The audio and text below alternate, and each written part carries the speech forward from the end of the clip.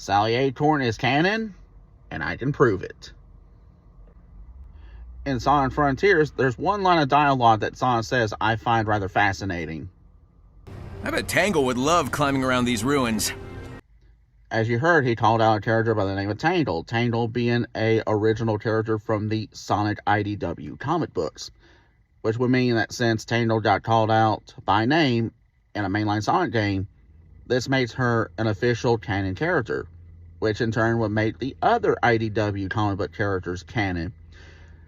Now, let's look at another Sonic IDW comic book line that got released. These were digital comics. These were released to help explain the story for Sonic Forces.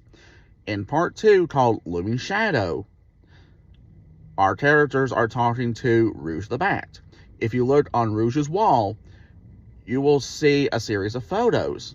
If you look closely at those photos, you will see that 2 of them actually contain Sally Acorn and her pre-reboot design as an Easter egg, which would mean that Rouge took these pictures.